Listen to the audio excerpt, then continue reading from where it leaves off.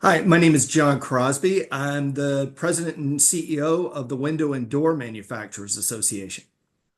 So, my career has run the gamut in terms of disciplines and also industries served. I am by definition an association management professional, which means I've kind of grown up in understanding how nonprofit organizations function, deliver value to members, and ultimately grow in terms of opportunities for delivering that value, revenue growth, all those things.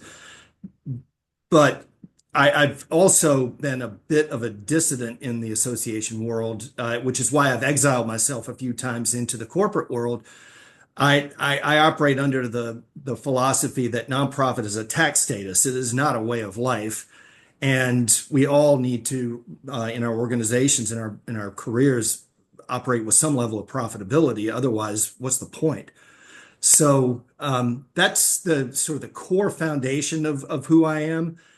My my career began in actually politics and the legislative process, and I worked on Capitol Hill. I became a lobbyist, and that's when I started working for associations, leading public policy and advocacy programs. And I realized after a few years that I was a better communicator than practitioner when it came to lobbying. Uh, Lobbying is sales. It's no different from a building product manufacturer going into an architect's office and trying to gain spec preference. You're doing the same kind of selling when you go into a legislative office. But I'm better at the communication side of things, the messaging, the positioning, the letter writing, the briefing stuff for groups of members and associations. And that pivot that I took, gosh, now about 20 years ago, kind of set me on a course to go from communications to marketing to business development to now into executive management for associations. But along the way, I had the good fortune of getting into the construction and design world through handling wood media, and it really did alter the trajectory of my career. And having a passion for understanding the complexities of this ecosystem and understanding that that complexity is a great thing to understand, and truly, I think a lot of people seek to simplify that complexity, which is oftentimes hard. So it led me to a point where I'm back in associations, and I feel like that is my comfort zone, but I'm always finding new ways to challenge my thinking in order to continue evolving.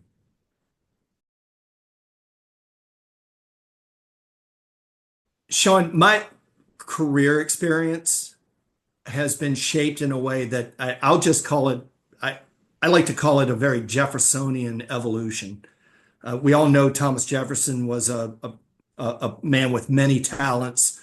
He was an architect. He was a farmer. He was a statesman. I don't purport to reflect anything that Jefferson did or could do, but I also believe during my career that a career well spent is one examining and exploring where you know where talents go. I never went into my career thinking this is what I'm going to do, and I'm going to be this way my entire career. But I also didn't deliberately go the other route. I found interests and I pursued them, and I found ways to convince others to give me opportunities to pursue those interests. And I think that probably some people would say, well, that might have stalled your career at certain points in time. And my answer is I don't regret that one bit because the learning process has allowed me to remain flexible of mind and to identify new opportunities for growth, both for me and for the organizations I represent. On In my current role, I will say the last 15 years have led me to this point.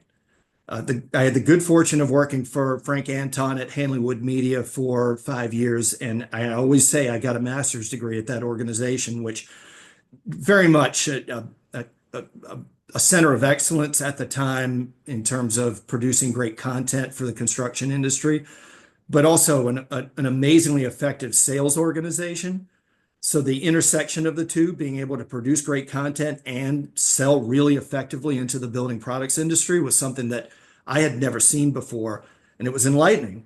And coupled with my exposure to the architecture world with a partnership we had with the American Institute of Architects, I was able to step in and provide support and knowledge and experience from the world of association management that was lacking within that company. That evolved into an opportunity to go to AIA and actually lead their corporate partner program. It truly changed my career at that moment because I took on what really was a turnaround situation. It needed a complete overhaul. It needed a revitalization. We also just needed to find a way to tap into the broader building products market, and I was able to do that in concert with people on the staff, but also some of the exhibitors at the AIA show. And it begat a program that went from a $500,000 backwater fledgling operation into a $6 million operation after 8 years at AIA. So I learned a lot along the way, but one thing that held constant through it all, manufacturers and architects want to work together. They want that relationship, but it's difficult sometimes because the nuances of relationship between a sales organization and a design professional don't always match up. Coming to WDMA, people have said to me that job was made for me. I'll push back on that every day. I feel humble enough that I've been given the opportunity. I will say this, I can see things about the value of this industry that matter to everything I've done in my career, number one. And it is one of the few product categories in construction that sits at the intersection of the art and science of building design. Windows and doors and skylights affect overall energy performance, sustainability performance, but also change the aesthetic value for the homeowner or building occupant and change how we experience the external environment. And I think there's health implications there. There's all kinds of psychological implications. So there's a lot there that energizes me about wanting to support this industry in that way. Sean, 2025 is already presenting a range of challenges in particular, but certainly there are green shoots of opportunity sitting amongst all of it. I'll start with the fact that the current policy environment in Washington in particular is proving to be incredibly chaotic and disruptive. I say this without judgment on political parties. It's just simply outside of the realm of what has been typical practice for regulatory development, legislative development. And so, with decisions being made almost every day, not all affecting our industry, but in some cases being made without public input opportunity, without comment periods, and honestly, in situations where there are no relationships to assert in order to shape policy, organizations like WDMA are left to look at tariffs in particular and say, our position is X. Is anyone listening? And if they are listening, hopefully they'll let us know that they're taking it into account. It creates a fair amount of discomfort for our members because they look to WDMA to represent their interests on things like tariffs. And that's just one example. And we're doing our flat level best to sort of keep our head above water and ensure that we know what's going on. We're stating our case. My charge to my team is maintain consistency and continuity. Our message never changes about how the industry is affected by a policy. Outside of policy making, I will say my observation about where the industry sits right now is one, there's an open field of opportunity for all the companies in the industry to actually reassess their place in construction. My personal view, and I've shared this with people in home building, in the commercial market, and within our own industry, is that our products are over commoditized, especially when it comes to residential construction. And I say over commoditized, there's a certain level of commoditization that's just going to happen because production builders are, they're going to buy on volume. They're going to make decisions that have everything to do with margin, and that's understood. Having said that, the importance of the windows and doors in a home are ignored by the consumer typically when making a purchasing decision. And I don't think that's because they want to. It's simply that in the purchasing process or the consideration process, no one's talking about, do you want good, better, or best thermal performance on your windows? Or are you looking for a casement window versus just a double hung window? What kind of quality visual experience do you want from inside of your home? When those questions aren't asked, you're talking about a percentage of the building envelope that matters more to the consumer than the insulation and the siding and the framing and all that stuff. I think it's a missed opportunity for helping the average homeowner care about their home. So I'm trying to find ways to open the conversation with our members so that it becomes more comfortable and we can start to, as an industry, make statements to our key stakeholders, architects, builders, remodelers, about maybe reasserting or reclaiming that territory and saying it matters and it doesn't have to affect margin. It's simply about giving power to the consumer to make some choices that will enhance the value of their home.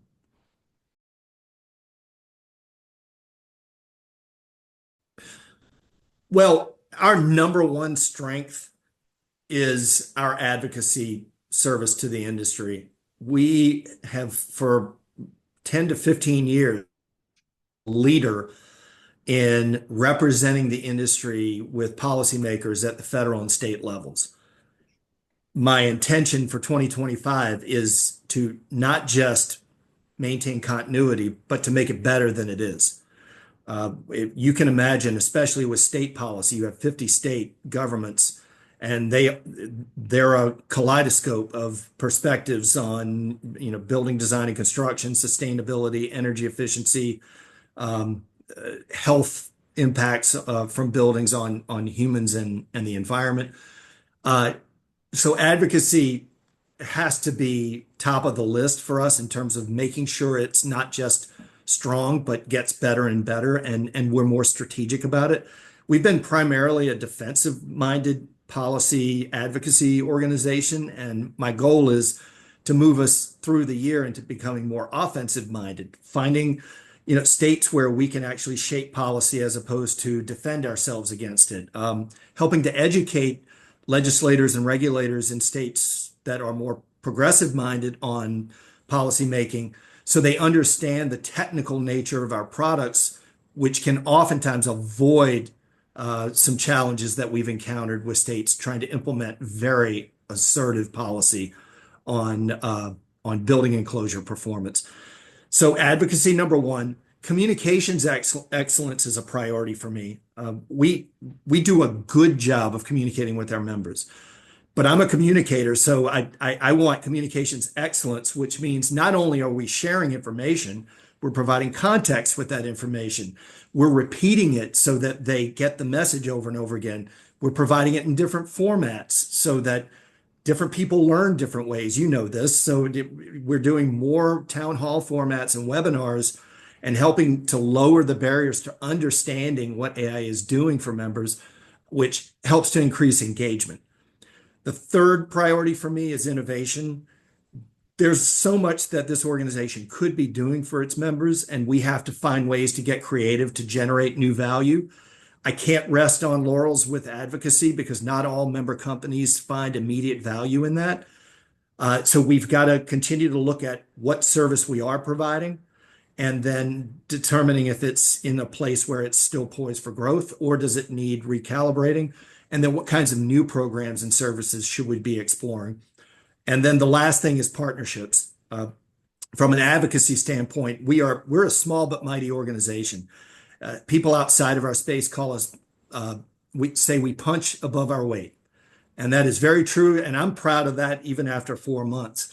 But we can't accomplish all of our goals without the support or the participation or collaboration with organizations like National Association of Home Builders or Associated General Contractors or the AIA. So there are lots of partnership opportunities and alliance opportunities that we want to forge. We have existing relationships that we want to magnify. We work with the Fenestration and Glazing Industry Alliance and the Canadian Standards Alliance on fenestration standards. So I want to make sure that existing and new opportunities for partnership are going to magnify where we don't have strength in order to serve and support the industry.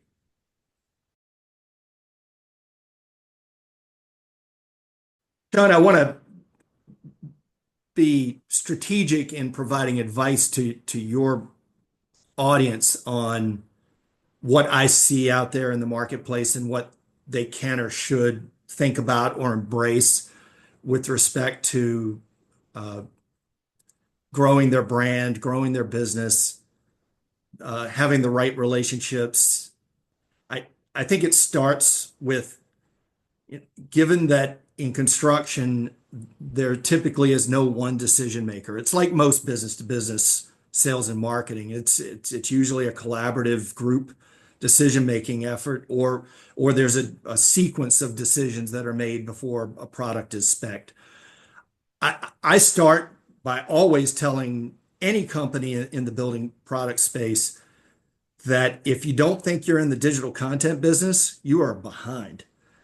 Uh, the companies in this space, it doesn't matter the category, are subject matter experts in ways that builders and architects and remodelers and even downstream to consumers don't have the time, the inclination, or the expertise to understand all of it. And so being a great curator of information and knowledge about your products shows you are a master of your domain. And that's a difficult thing for people who are really good at making stuff and not necessarily talking about their stuff. So bridging that is essential. The other piece of advice I would give is, if you don't have an R&D program, you need one. And if you have one, it should be a part of your marketing to the extent that you can share how you're growing your products and evolving them and developing for the future.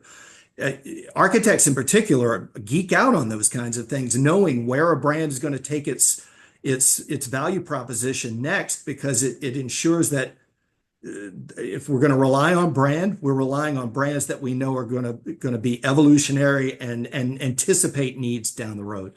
The last piece of advice I would give is to resist over commoditization of your products.